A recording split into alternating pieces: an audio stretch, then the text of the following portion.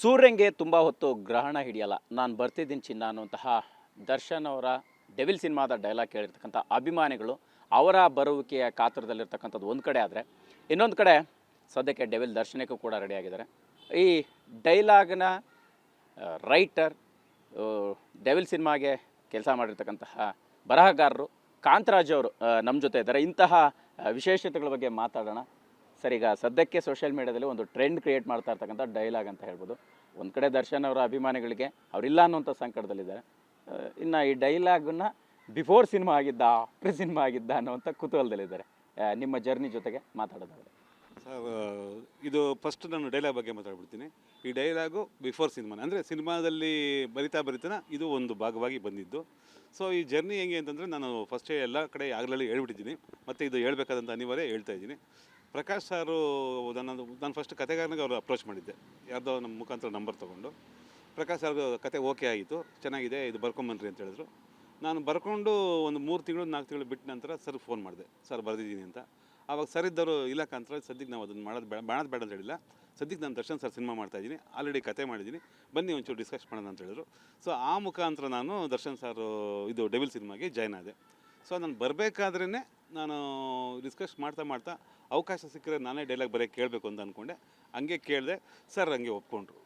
Sir, ಈಗ ನಿಮ್ಮ ಜರ್ನಿನೂ ತುಂಬ ರೋಚಕ. ಯಾಕಂತಂದರೆ ಆಟೋ ಡ್ರೈವರ್ ಆಗಿದ್ರಿ, ಸೊ ಆಟೋ ಓಡಿಸ್ಕೊಂಡಿದ್ರಿ, ಒಂದು ಸಿನಿಮಾಗೆ ಸಪೋರ್ಟಿವ್ ಆಗಿರಬೇಕು ಅನ್ನೋಂಥ ರೀತಿಯಲ್ಲಿ ಬಂದಂಥವ್ರು ಇವತ್ತು ದರ್ಶನ್ ಅವರ ಡೆವಿಲ್ ಸಿನಿಮಾದಲ್ಲಿ ಕೆಲಸ ಮಾಡೋಂಥ ಅವಕಾಶ. ಸೊ ಅಂದರೆ ಈ ಅಂದರೆ ಒಂದು ಹೆಜ್ಜೆಗಳ ಹಿಂದೆ ಇರುವಂಥ ಶ್ರಮ ಮತ್ತು ಕಷ್ಟದ ದಿನಗಳು ಈಗ ಹೆಂಗೆ ನೆನಪಾಗುತ್ತೆ ನಿಮಗೆ ಅಂತ? ಸರ್, ಖಂಡಿತ ಆ ದಿನಗಳೆಲ್ಲ ಮೆಲುಕು ಹಾಕ್ಕೊಂಡಾಗ ನಾನು ಖಂಡಿತ ಇದು ನಾನಾ ಒಂದು ಅತಿಶಯೋಕ್ತಿ ಮಾತಾಡಿಸ್ಬೋದು, ಇದು ನಾನಾ ಅಂತ ಅಂದೆ ಅನ್ಸುತ್ತೆ. ಯಾಕೆಂದರೆ ಬರಹರನಾಗಿ ಬರಬೇಕು ಅಂದ ತಕ್ಷಣ ಸಹಜವಾಗಿ ಎಲ್ಲ ದೊಡ್ಡ ಸ್ಟಾರ್ ಬರೀಬೇಕು ಅಂತ ತಲೆಗೆ ಬಂದಾಗ ಫಸ್ಟಾಗಿ ಕಾಣೋದು ದರ್ಶನ್ ಸಾರು. ಸೊ ನಾನು ಹಿನ್ನೆಲೆಯಲ್ಲಿ ನಾನು ಸುಂಟ್ರುಗಳಲ್ಲಿ ನಮ್ಮ ತುಷಾರ್ ರಂಗನಾಥ್ ಅಂತ ಸ್ನೇಹಿತ ಇದ್ದ, ಅವನು ಅದಕ್ಕೆ ಕೆಲಸ ಮಾಡಿದ್ದ, ಡೈಲಾಗ್ ರೈಟ್ರಾಗಿ, ಕಥೆಯಾಗಿ ಅವನು ರೈಟ್ರಾಗಿದ್ದ. ಸೊ ಅವನಿಗೆ ಹಿನ್ನೆಲೆಯಲ್ಲಿ ಸಹಾಯ ಮಾಡ್ಕೊಂಡ್ಬಂದಿದ್ವಿ.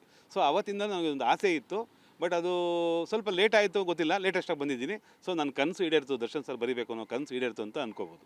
ಸರ್, ಡೆವಿಲ್ ಸಿನಿಮಾದ ಡೈಲಾಗ್ಗಳ ಜೊತೆಗೇ ಇವತ್ತು ಮಾತಾಡ್ತೀನಿ. ಯಾಕಂದರೆ ಇವತ್ತಷ್ಟೇ ಟ್ರೈಲರ್ ರಿಲೀಸ್ ಆಗಿದೆ. ಆಸೆ ಪಟ್ಟರೆ ಕೇಳಬೇಕು, ಇಲ್ಲಾಂದರೆ ಕಿತ್ಕೋಬೇಕು. ಸೊ ಇಂಡಸ್ಟ್ರಿಯಲ್ಲಿ ಅಂಥದ್ದೊಂದು ಪರಿಸ್ಥಿತಿಗಳಿದೆಯಾ ಅಂತ ಕೆಲವು ಸರಿ ಅಂದ್ಕೊಂಡಿದ್ದು ಕನಸುಗಳು ಈಡೇರಬೇಕಾದ್ರೆ ಪಡ್ಕೊಳ್ಳೋ ಪ್ರಯತ್ನದ ಜೊತೆಗೆ ಕಿತ್ಕೊಳ್ಬೇಕಾಗಂಥ ಅನಿವಾರ್ಯತೆ ಕೂಡ ಇದೆಯಾ? ಹೇಗೆ? ಕಿತ್ಕೋಬೇಕಾದ ಅನಿವಾರ್ಯತೆ ಇಲ್ಲ, ಪಡ್ಕೋಬೇಕು, ಅದಕ್ಕೆ ಸರ್ಕಸ್ ಮಾಡಬೇಕು ಅನ್ನೋ ಅನಿವಾರ್ಯತೆ ಇದೆ. ಎಸ್, ಪರ್ಟಿಕ್ಯುಲರ್ ಆಗಿ ಈ ಡೈಲಾಗನ್ನು ಕೇಳಿರ್ತಕ್ಕಂಥ ಅಭಿಮಾನಿಗಳು ಒಂದು ರೀತಿ ಥ್ರಿಲ್ ಆಗಿದ್ದಾರೆ. ಸೊ ಎಸ್, ಇದು ಎಲ್ಲೋ ಒಂದು ಕಡೆ ಅವ್ರ ಲೈಫಲ್ಲಿ, ದರ್ಶನ್ ಅವ್ರ ಲೈಫಲ್ಲಿ ಆಗುವಂತಹ ಬೆಳವಣಿಗೆಗಳನ್ನು ಉದ್ದೇಶಿಸಿ ಡೈಲಾಗ್ ಬರೆದಿದ್ದಾರೆ ಅನ್ನೋವಂಥದ್ದು ಈ ಕತೆಗೆ ಎಷ್ಟು ಆಪ್ಟ್ ಆಗುತ್ತೆ ಹೆಂಗೆ ಅಂತ? ಸರ್, ಇದು ವೈಯಕ್ತಿಕ ವಿದ್ಯಮಾನಕ್ಕೂ ಈ ಸಂಭಾಷಣೆಗೂ ನಮ್ಮ ಸಿನಿಮಾಗೂ ಯಾವುದೇ ರೀತಿಯಾದಂಥ ಸಂಬಂಧ ತೃಣದಷ್ಟು ಇಲ್ಲ. ಸೊ ನಾವು ಕಂಪ್ಲೀಟ್ ಇದು ಸಿನಿಮಾಗೋಸ್ಕರನೇ ಬರೆದಿರೋಂಥ ಸಂಭಾಷಣೆ, ದರ್ಶನ್ ಸರ್ ಇಮೇಜ್ ಇಟ್ಕೊಂಡೇ ಬರೆದಿರೋಂಥ ಸಂಭಾಷಣೆ ಸರ್.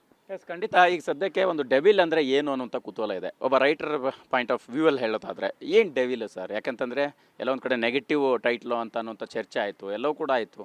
ಬಟ್ ಆದರೆ ನೀವು ಇದನ್ನು ಡಿಸೈಡ್ ಮಾಡೋ ಟೈಮಲ್ಲಿ ಹೇಗೆ ಇದು ಪ್ಲ್ಯಾನ್ ಆಯಿತು ಅಂತ?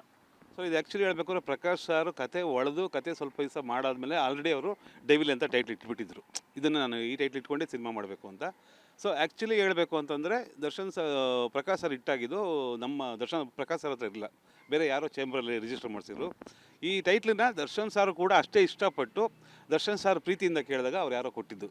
ದರ್ಶನ್ ಸರ್ ಮತ್ತು ಪ್ರಕಾಶ್ ಸರ್ ಇದು ನಮಗೆ ಸೂಕ್ತ ಈ ಶೀರ್ಷಿಕೆ ಅಂದಾಗ ಅವ್ರು ಯಾರೋ ಪ್ರೀತಿಯಿಂದ ಕೊಟ್ಟಿದ್ದು.